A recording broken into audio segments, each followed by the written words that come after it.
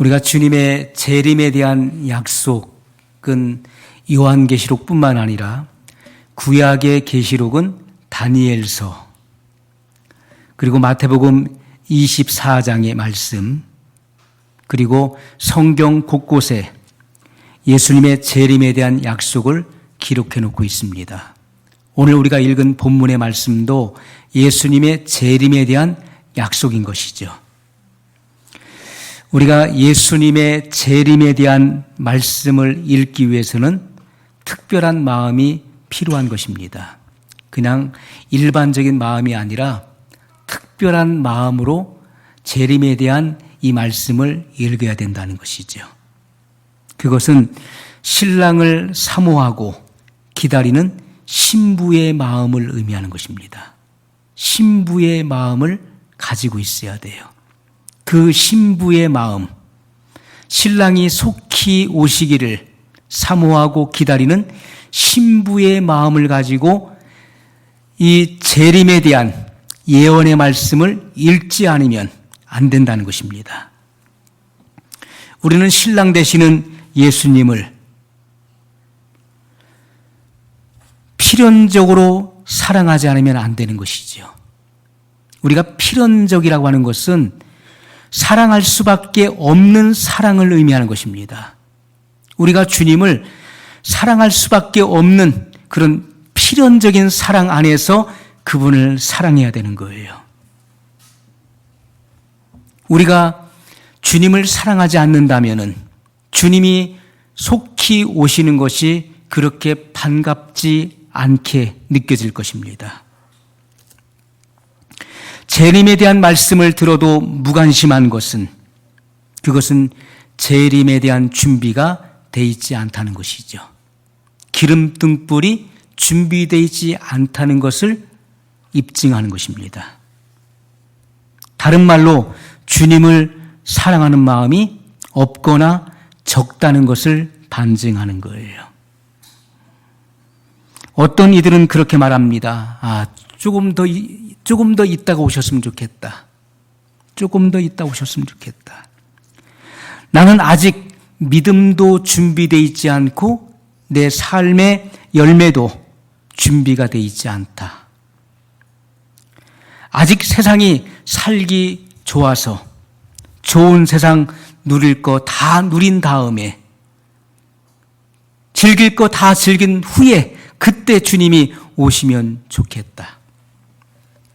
이런 사람들은 거듭남의 경험이 없거나 신부의 마음을 잃어버린 사람들이라는 것입니다. 재림을 기다리는 신앙은 바로 신랑을 기다리는 신부의 마음인 것이죠.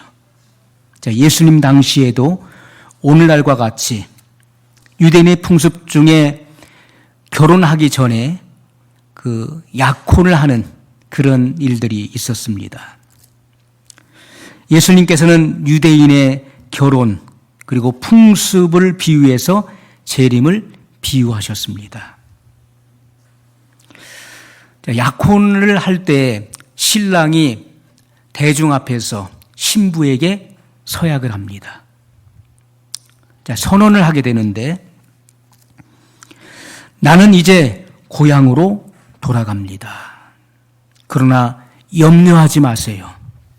내가 이제 내 아버지 집에 가서 당신과 함께 살 수 있는 처소를 예비하면 내가 다시 와서 당신을 데리고 아버지 집으로 돌아가서 그곳에서 영원히 살 것입니다. 자, 이렇게 선언을 하죠.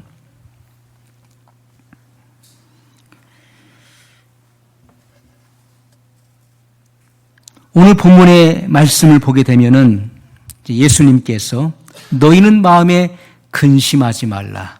하나님을 믿으니 또 나를 믿으라. 여러분, 예수님은 근본 하나님의 본체시라고 말씀하고 있어요. 그러나 인류의 죄를 대속하기 위해 본체로부터 나오셨기 때문에 아들이 되시는 것입니다. 본체는 아버지라는 뜻을 갖고 있죠. 그러나 아버지로부터 나왔기 때문에 아들이 되는 거예요. 그는 근본 하나님의 본체시라고 성경은 증거하고 있습니다. 그러나 예수님께서는 인류의 죄를 대속하기 위한 하나님의 아들이 되기 위해서 본체로부터 나오셔서 그 본체를 현현하시는 하나님의 아들이시라고 성경은 증거하고 있는 것입니다. 그러므로 예수님은 나를 본 자는 아버지를 보았거늘 이렇게 말씀하셨어요. 너희는 마음에 근심하지 말라. 하나님을 믿으니 또 나를 믿으라. 하나님과 예수님은 동등한 분이심을 말씀하고 있는 거예요. 내 아버지 집에 거할 곳이 많도다. 내 아버지 집. 그곳은 바로 우리의 영원한 본향이에요. 우리가 돌아가야 될 영원한 도성인 것입니다. 내 아버지 집에 거할 곳이 많도다. 우리는 이 땅에 살아가면서 이렇게 많은 허벌판에도 아파트들이 세워지는데 우리는 이사를 자주 하면서 이렇게 아파트들이 많이 세워지는데도 내가 살 집이 없구나 하는 그런 탄식을 할 때가 많이 있습니다. 그러나 예수님께서는 내 아버지 집에 거할 곳이 많도다 이렇게 약속하셨어요. 그렇지 않으면 너희에게 일렀으리라. 내가 너희를 위하여 처소를 예비하러 가노니 가서 너희를 위하여 처소를 예비하면. 예수님께서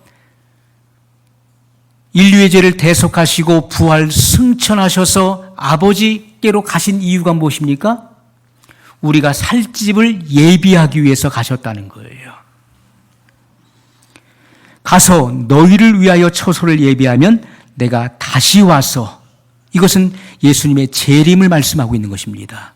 내가 다시 올 것이다. 재림을 약속하고 있는 거예요. 너희를 내게로 영접하여 나 있는 곳에 너희도 있게 하리라. 이렇게 말씀하셨어요. 여러분, 히브리서 11장 16절에도 보면 택한 자를 위해서 천국을 예비하셨다는 말씀을 증거하고 있습니다. 저희가 이제는 더 나은 본향을 사모하니 곧 하늘에 있는 것이라. 사람이 나이가 들면은 자기가 태어난 곳, 그 본적지를 사모하지 않습니까? 우리는 어떻습니까? 더 나은 본향, 바로 하늘에 있는, 하늘에 예비해 놓으신 그 천국을 사모해야 된다는 것입니다. 그러므로 우리는 이 땅에 살아가는 동안에 나그네와 외국인같이 살아가야 될 것을 성경이 증거하고 있는 것입니다. 어떤 사람이 한 주간 동안에 휴가를 받았습니다.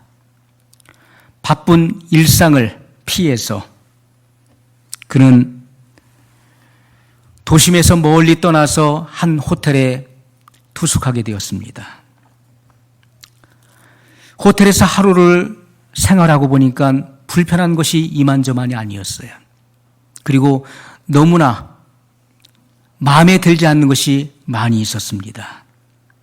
그래서 그 다음 날 인테리어 디자이너를 불렀습니다. 그리고 벽지를 바꿨어요. 그리고 그 다음 날은 커튼을 바꿨습니다. 그 다음 날은 조명을 바꾸고, 그 다음 날은 의자를 바꾸고, 그리고 그 다음 날은 실내 장식을 새롭게 꾸몄습니다. 그리고 이왕 바꾼 김에 잘 나오자는 TV도 최신형으로 곡선형 울트라 HD TV로 바꿨어요. 그리고 이제 좀 괜찮다 싶었는데 그 다음날 체크아웃하고 집으로 돌아왔다는 것이죠. 여러분, 휴가를 가서 이렇게까지 할 사람이 과연 있겠습니까? 자기가 영원히 살 집도 아닌데, 자기의 소유된 집도 아닌데 일시간 돈을 지불하고 호텔에 투숙하는 그 사람이, 나그네가 그렇게까지 할 이유가 없을 것입니다. 그렇기 때문에 성경은 우리에게 우리가 이 땅에 사는 동안에 나그네와 행인같이 살라라고 말씀하고 있는 것이죠. 7, 80년 인생을 살면서 마치 영원히 살 것처럼 사는 것은 착각이라는 것입니다. 우리가 영원 하나님의 세계에 들어가면 우리가 죽은 후에는요, 영원한 세계가 펼쳐지는 것입니다. 그 세계 속에 들어가면 7, 80년 인생을 영원성에 대비한다면 그것은 찰나에 불과하다는 것입니다. 찰나도 되지 않는 거예요. 그것은 한순간에 불과한 것입니다.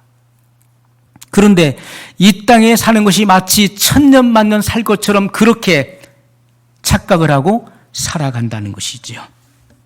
우리는 항상 영원한 본향을 사모해야 되는 것이고 하나님께서 우리를 위해서 예비하신 영원한 도성이 있다는 사실을 기억해야 되는 것입니다. 유대 풍습에서 신랑과 신부가 살 준비를 하는 그 기간이 1년 정도 걸렸다고 그러죠. 약혼식을 하고 나서 신랑은 자기 아버지 집에 돌아가서 신부와 함께 살 집을 예비하게 됩니다. 그런데 신랑이 살 집을 예비할 동안에 그 신부는 신랑을 기다리면서 정결한 삶을 살아야 했던 것이지요. 왜냐하면 자칫 자기의 나쁜 언어 행실을 통해서 좋지 않은 소문이 퍼지게 되면 약혼이 깨지는 것입니다. 그리고 신랑을 다시 만날 수가 없게 되는 것이죠. 성경은 우리에게 우리의 시민권은 하늘에 있다라고 말씀하고 있어요. 우리의 시민권은 이 땅에 있는 것이 아닙니다. 우리의 근본적인 시민권, 물과 성령으로 거듭난 하나님의 자녀들의 시민권은 하늘에 있다는 것입니다. 우리의 소속은 이 땅이 아닌 하늘에 속한 자들이에요. 그렇기 때문에 천국의 정서와 문화와 언어를 배우며 살아가야 되는 것입니다. 우리는 과거에 내가 속해 있었던 언어와 습관과 가치관을 버려야 돼요. 내가 돌아갈 영원한 천국의 언어를 배워야 되는 것입니다. 천국의 언어, 천국 방언, 바로 새 방언을 말해야 되는 것이죠. 변화된 언어를 사용해야 된다는 것입니다. 심령의 변화가 일어난 사람은 변화된 언어를 사용해야 된다는 것이죠. 성경적인 언어, 그리고 사람들의 심령을 새롭게 하는 그런 언어를 사용해야 되는 것입니다. 천국인의 성품을 가져야 된다는 거예요. 그것이 바로 산상수훈을 통해서 말씀하시는 그리스도인들이 가져야 될 천국인의 성품을 이야기하고 있는 것입니다. 천국인의 인격을 가져야 되는 것이고, 그리고 삶의 방식을 배워가야 된다는 것입니다. 여러분, 이민 갈 사람은요, 지금 살고 있는 나라가 아닌 우리가 이민 가서 우리가 살아야 될 그 나라의 법을 배워야 되는 것입니다. 지금 현재 살고 있는 나라의 법보다도 이제 얼마 안 있으면 이민 가서 영원히 살 그 나라의 법에 관심을 가지고 그 나라의 법을 배워야 된다는 것이죠. 그 나라의 언어를 배우고 그리고 문화를 배우고 습관을 익혀야 되는 것입니다. 신랑이 처소를 예비하는 그 기간, 신부는 신랑을 기다리는 기간이 되는 것입니다. 이 기간은 굉장히 중요한 기간이에요. 신부에게 있어서 신랑을 기다리는 그 기간은 아주 중요한 그런 기간이라는 것입니다. 신부는 마땅히 신랑만을 생각해야 돼요. 그리고 신랑만을 사모해야 되는 것입니다. 그리고 이제 곧 얼마 있지 않으면 신랑을 만나서 함께 살아갈 준비를 하는 그런 삶을 살아가야 된다는 것입니다. 유대 풍습에서 약혼식 때 신랑이 신부에게 하는 두 가지 약속이 있었어요. 첫 번째는 신부가 가지고 있었던 모든 빚을 포함해서, 채무를 포함해서 신부의 몸값을 지불해 주겠다고 하는 약속을 하는 것입니다. 신랑은 신부를 맞이하기 전에 신부를 묶고 있었던 모든 무거운 멍에와 짐으로부터 해방시켜 주는 것입니다. 그러므로 모든 얽매이는 것으로부터 신부는 자유인이 되는 것이죠. 두 번째, 신랑은 신부가 신랑을 만나기 이전에 범했던 모든 죄를 용서할 뿐만 아니라 신부가 죄를 범했던 사실조차도 잊어버리겠다고 하는 약속을 하는 거예요. 그것이 바로 진정한 용서라는 것입니다. 여러분, 성경은 용서의 의미를 여러 차례 말씀하셨어요. 용서는 무엇입니까? 내가 다시 기억하지 않겠다. 너희가 회개한 그 죄에 대해서 내가 다시 기억하지 않겠다. 내가 그 죄를 다시 말하지 않겠다. 그것이 바로 용서의 개념입니다. 우리는 말로는 내가 다 용서했어 하지만은 우리는 다시 생각하지요. 또 떠올리게 됩니다. 그리고 또 다시 말하게 되죠.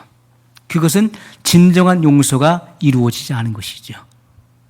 성경은 우리에게 용서의 개념은 내가 다시 기억하지 않을 것이다. 내가 다시 말하지 않을 것이다.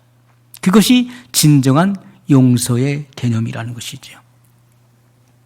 주님은 우리가 한번 회개한 것에 대해서는 다시 기억하지 않으십니다. 너희의 죄악을 깊은 바다에 빠뜨리우리라. 여러분이 아무리 값비싼 다이아몬드 반지를 끼고 있어도 태평양 한가운데서 그 반지를 빠뜨렸다면 다시 찾을 생각은 하지도 않을 것입니다. 그것은 잊어버려야 되는 거예요. 수천 미터 되는 그런 태평양 한가운데에서 반지를 빠뜨렸는데 그것을 찾을 생각을 한다는 것은 우매한 것입니다. 주님은 우리가 회개한 죄에 대해서는 내가 다시 기억하지 않겠다. 영원히 잊어버리겠다. 동이 서에서 먼 것 같이 너희의 죄악을 잊어버리겠다. 멀리 옮겨버리겠다. 그리고 다시 말하지 않을 것이다. 신부가 신랑을 만나기 전에 범했던 그 모든 죄뿐만 아니라 죄를 범했던 사실조차도 잊어버리겠다고 약속을 하는 것입니다. 자, 이러한 신랑의 약속을 들은 신부는 하객들 앞에서 고백하고 선언합니다. 신랑이 나를 데리러 올 때까지 내가 정결함을 지키겠다. 이렇게 서약을 하게 됩니다. 왜 그렇습니까? 그동안 방탕하게 살아왔었던 신부는 결혼할 자격이 없었어요. 그런데 신랑이 모든 빚을 갚아주는 것입니다.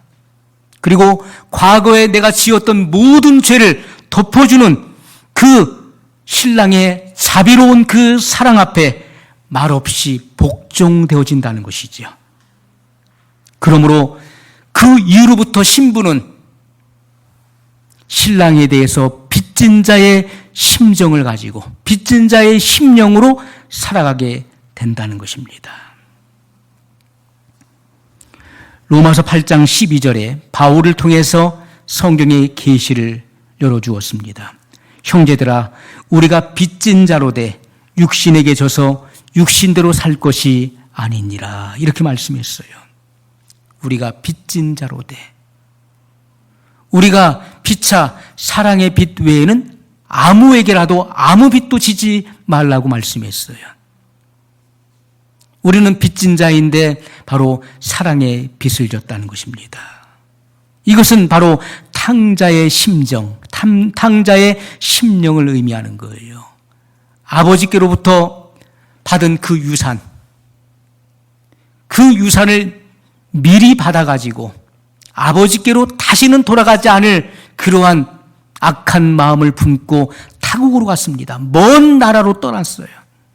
그리고 그곳에서 허랑방탕 아버지의 그 좋은 유산을 다 탕진해 버렸어요. 그리고 거지가 되고 결국은 돼지 치는 자에게로 와서 돼지와 더불어서 그 지엄나무 열매로 배를 채우고자 하지만은 그 땅에 기근이 심하게 들어서 그것으로도 배를 채울 길이 없었습니다. 여러분, 아버지는 바로 하나님 아버지를 의미하는 것이죠.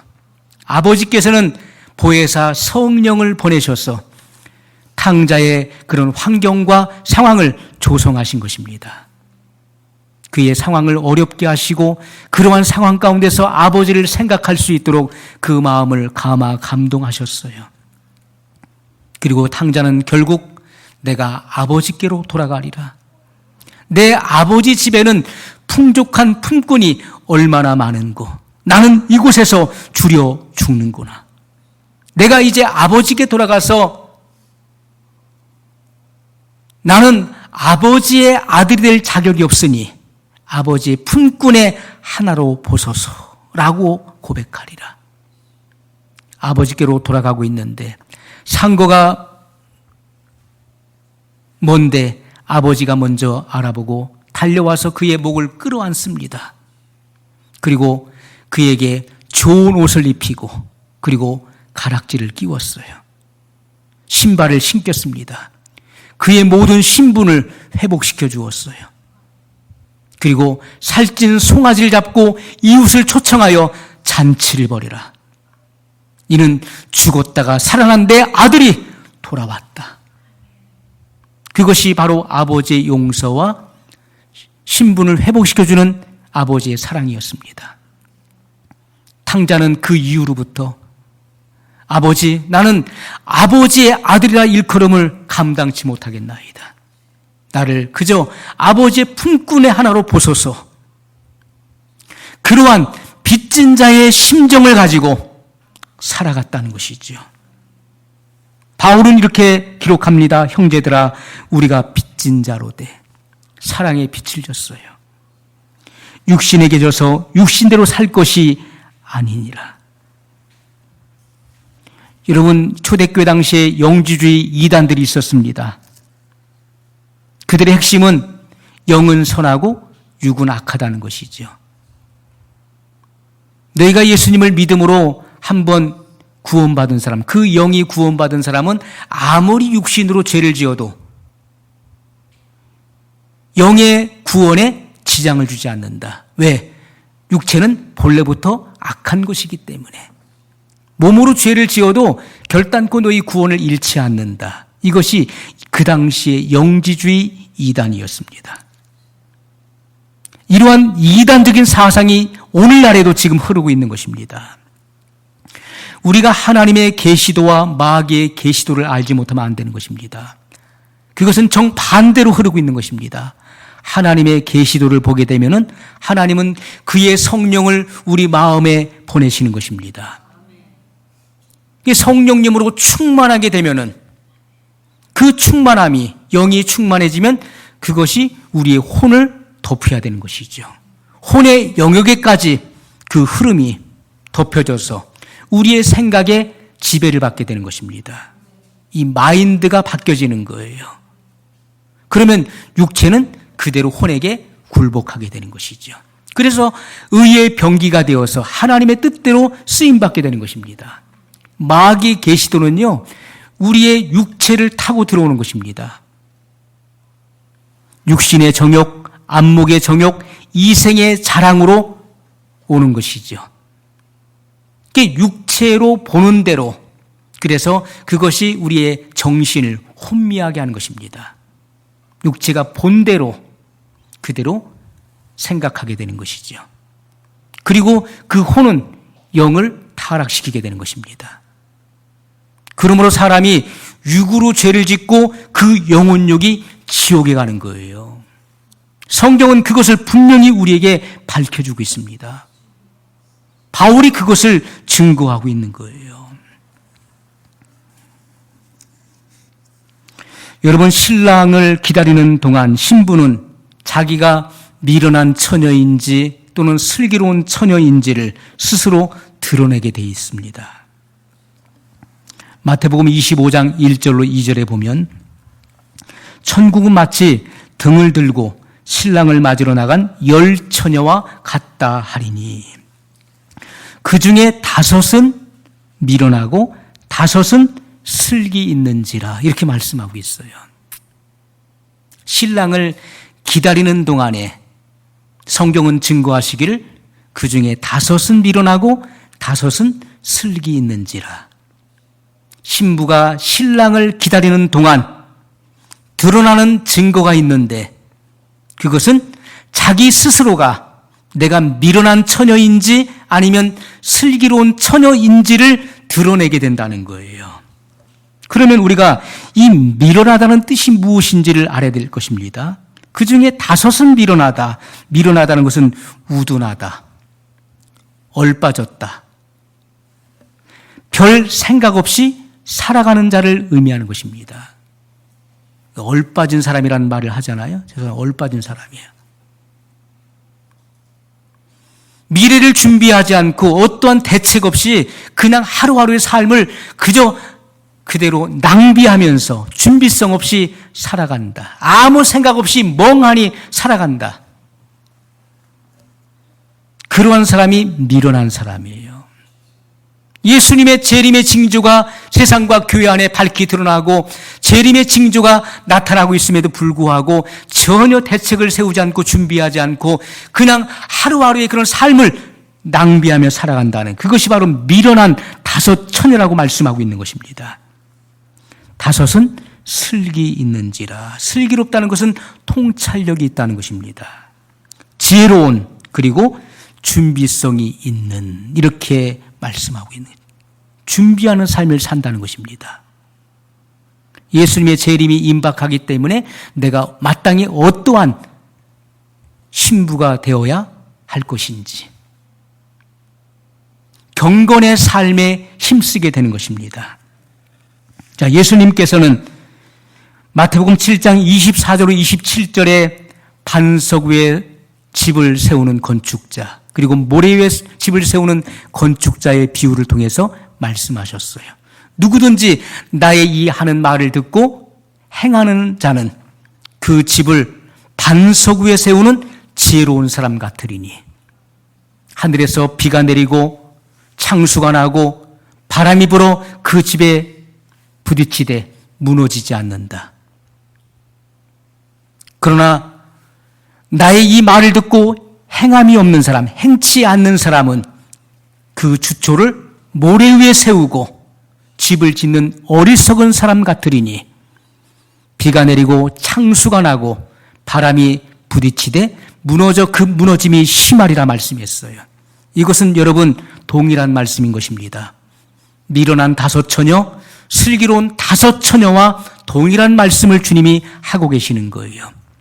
준비되어 있는 사람과 준비하지 않는 그런 신부를 말씀하고 있는 것입니다. 여러분, 우리가 하나님의 지혜를 보십시오. 어떤 사람들은 재림이 늦어진다, 예수님의 재림에 대해서 계속해서 말하는데 어떤 재림의 징조가 어디 보이느냐? 세상은 하나도 바뀌어진 것이 없다. 재림에 대한 모든 기대는 불발로 이미 다 끝났다. 그러므로 재림을 비웃고 조롱합니다. 그리고 쉽게 판단해 버립니다. 그러나 성경은 우리에게 말씀하십니다. 예수님의 재림이, 주의 강림이 더디게 느껴지는 것은 그것은 한 영혼이라도 구원하시기 위한 하나님의 마음인 것을 말씀하고 있어요. 하나님은 모든 사람이 구원을 받으며 진리를 아는 데 이르기를 원하신다라고 말씀하고 있습니다. 한 영혼이라도 준비시켜서 그 영혼을 구원코자 하시는 하나님의 지혜가 담겨 있는 것이고, 또 한 가지는요, 재림이 늦어지게 되면 알곡과 가라지가 구분되는 것입니다. 분별되는 거예요. 알곡과 가라지를 교회 안에서 분별하기 위한 하나님의 지혜가 드러나게 된다는 것입니다. 여러분, 믿음의 결국이 곧 영혼의 구원이에요. 지금 우리의 구원은 완성된 구원이 아닙니다. 거듭남을 통해서 구원이 시작된 것이죠. 그리고 궁극적 구원에 도달하기 위해서 우리는 끊임없이 선한 싸움, 달려갈 길을 마쳐야 되는 것입니다. 선한 싸움을 싸워야 되는 거예요. 달려갈 길을 다 완주해야 되는 것입니다. 그리고서야 우리의 본향 천성에 들어가게 되는 거예요. 그러므로 천국에 입성하기 전까지는 그 누구도 안심할 수 없다는 것입니다. 바울이 고백하기를 내가 남에게 전파한 후에 도리어 버림이 될까 두려워한다. 그러므로 두렵고 떨림으로 너희 구원을 이루라고 증거했던 것입니다. 마귀는 온 천하를 꾀하는 자예요. 온 천하를 소란케 하는 자이기 때문에 최후의 순간, 최후의 한 명까지라도, 택한 자까지라도 넘어뜨리기 위해서 마귀는 끊임없이 그 괴계로서 역사하고 있습니다. 그러므로 사도 베드로는 근신하라 깨어라 너희 대적 마귀가 우는 사자같이 삼킬 자를 두루 찾느니라고 말씀했던 것입니다. 표적을 세우고 그를 삼키기 위해서, 넘어뜨리기 위해서 마귀는 포효하는 사자와 같이 울부짖는 것입니다.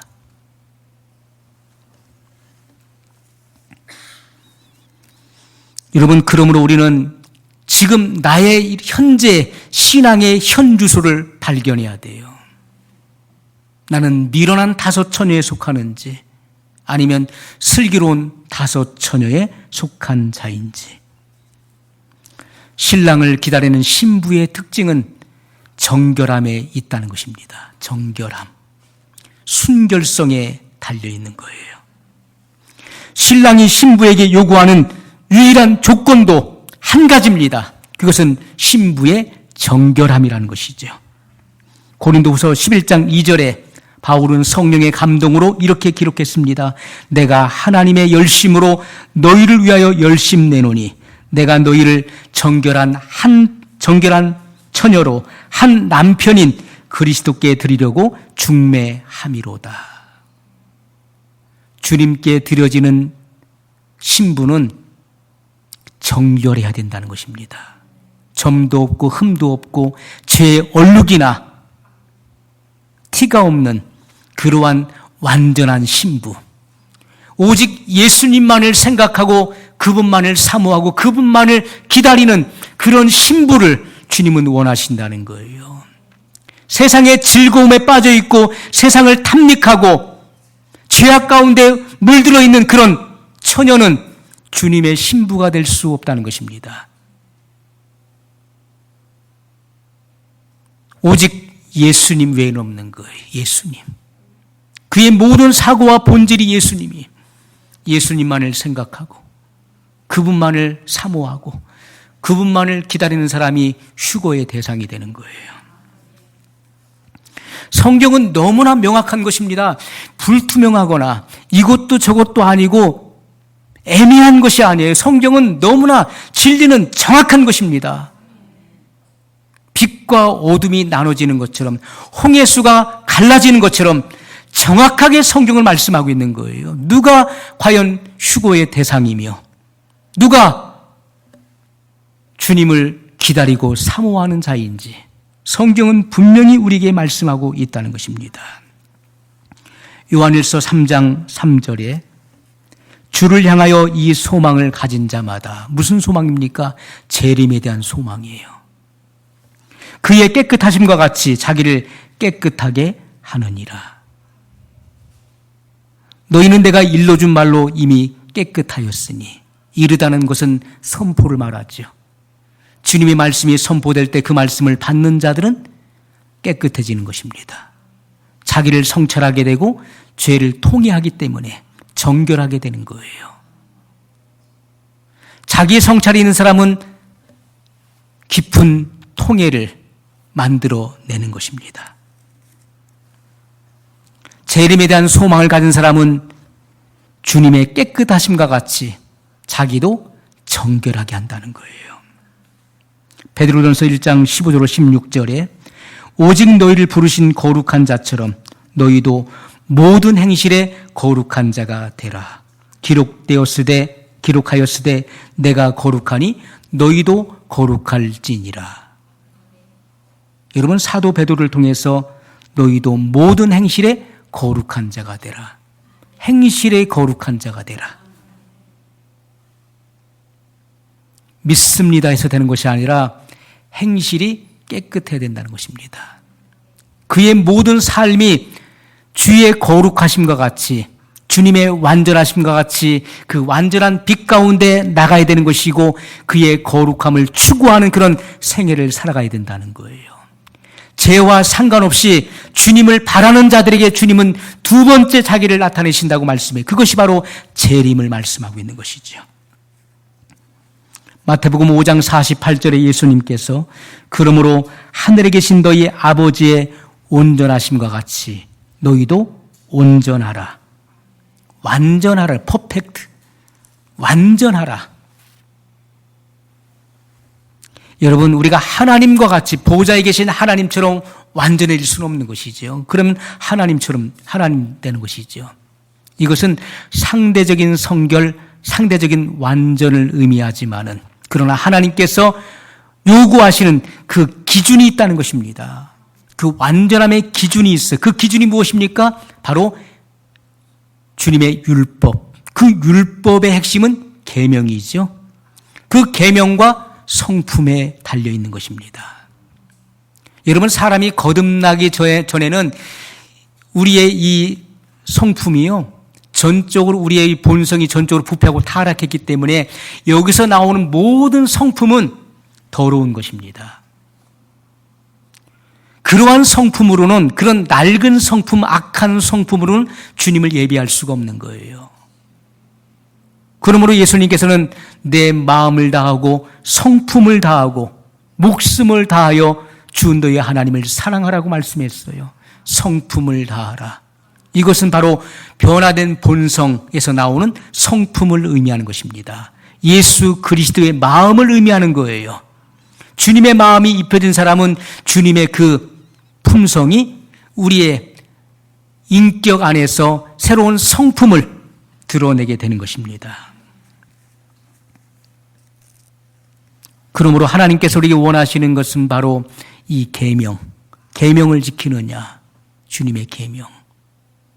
계명은 없어지는 것이 아닙니다. 이 계명은 영원한 것입니다. 주님은 이 계명을 둘로 나누셨고 하나님 사랑과 이웃 사랑으로 요약하셨다는 것이죠. 자, 그렇기 때문에 계명을 준수하는 것과 그리고 주님의 그 마음이 입혀져서 그 아름다운 성품을 드러내는 것, 그것이 바로 하나님께서 요구하시는 완전이라고. 완전. 하나님께서 노아 시대에 죄악에 관영했던 그 시대에서 노아에게 요구하셨던 것은 무엇입니까? 완전이었다는 것이죠. 노아는 당대 완전한 자라. 너는 내 앞에서 완전하라. 그렇게 말씀하셨어요. 야고보서 1장 27절에 하나님 아버지 앞에서 정결하고 더러움이 없는 경건은 곧 고아와 과부를 그 환난 중에 돌아보고 또 자기를 지켜 세속에 물들지 아니하는 이것이니라. 여러분, 마지막 시대에 대한 예언의 말씀 중에서 왜 이 같은 말씀이 나올까요? 하나님 아버지 앞에서 정결하고 더러움이 없는 경건이 무엇인가? 그것은 곧 고아와 과부를 그 환난 중에 돌아보고 또 자기를 지켜 세속에 물들지 아니하는 이것이니라. 이렇게 말씀했어요. 여러분, 오늘날 많은 사람들이 하나님과 교제를 강조하는 사람들은 이웃과의 관계를 소홀히 여기는 이들이 너무나 많이 있어요. 이웃과의 관계가 뒤틀렸음에도 불구하고 그것을 간과해버립니다. 하나님과의 관계만 바르게 되면 되지 뭐. 나 하나님과 교통하고 있어. 이웃과의 관계는 엉망이면서. 또 어떤 사람은 그것 봐, 이웃과의 관계를 제대로 맺어야 돼. 이웃과의 관계를 강조하는 사람은 하나님과의 교제를 잊어버린다는 거예요. 우리는 이 두 가지가 조화를 이루어야 되는 것입니다. 조화를 이룰 수 있어야 돼요. 하나님과의 관계, 그리고 이웃과의 관계. 십자가는 여러분, 십자가가 세워진 것은 무엇입니까? 십자가가 의미하는 것, 그것은 바로 하나님과 죄인과의 관계, 사람과의 관계를 화평하게 하신 것이죠. 수직으로. 그리고 우리가 가로로 세워진 것은 바로 이웃과의 관계를 의미하는 것입니다. 그러므로 우리가 하나님과의 관계뿐만 아니라 이웃과의 관계가 같이 조화를 이루는 그런 삶을 살아. 그것이 바로 경건의 삶인 것을 말씀하고 있어요. 이웃사랑은 하나님 사랑의 객관적 증거가 되는 거예요. 아무리 내가 하나님을 사랑한다 하면서 내가 마땅히 섬겨야 될 부모에 대해서는 고르반 하나님께 다 바쳐가지고 부모를 섬길 수 없습니다 하는 사람은 위선자입니다. 내가 하나님께 의무를 다하고 내가 책임을 다하나 내가 돈을 다 썼기 때문에 고아를 돌아볼 수 없고 과부를 돌아볼 수 없고 불쌍하고 어려운 사람들에게 베풀 수 없다라고 주장하는 사람은 위선자예요. 그런 사람 속에는 하나님의 사랑이 없다라고 말씀하고 있습니다. 우리는 하나님과의 관계, 이웃과의 관계가 조화를 이룰 때 그것이 완전한 경건의 삶이라고 말씀하고 있는 것. 그것이 바로 계명을 준수하는 것이고 그것이 바로 그리스도인의 성품을 드러내는 삶인 것을 말씀하고 있는 것입니다. 이것이 바로 신랑에게 온 마음과 생애를 바치는 신부의 마음이에요. 신랑이 오시는 동안에 우리는 이러한 마음을 가지고 그리고 마땅히 거룩한 행실 속에서 살아가야 된다는 것입니다. 재림의 징조가 나타나고 재림에 대한 소식이 들려질 때마다 그날의 가까움을 보고 모이기에 힘써야 돼요. 왜냐하면 마지막 시대는 모임을 폐하는 일들이 그러한 환경과 그러한 사건과 그러한 일들이 생겨날 것을 성경이 예언하고 있는 것입니다. 모이기를 폐하는 어떤 사람들의 습관과 같이 하지 말라.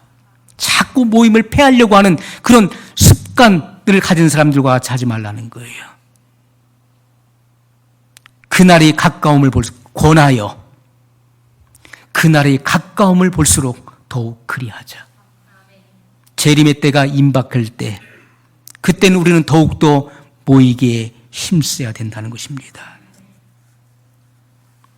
깨어 일어나서 기름등불을 준비해야 돼요. 이것이 바로 신부가 신랑을 기다리는 신부의 마음이고 그리고 이것이 바로 그 신앙의 실체라는 것입니다. 바른 신앙의 모습을 가지고 깨어 있어서 신랑을 기다리는 참된 신부가 되시기를 예수님의 이름으로 축복합니다. 말씀을 기억하면서 우리 한 목소리로 같이 기도하겠습니다.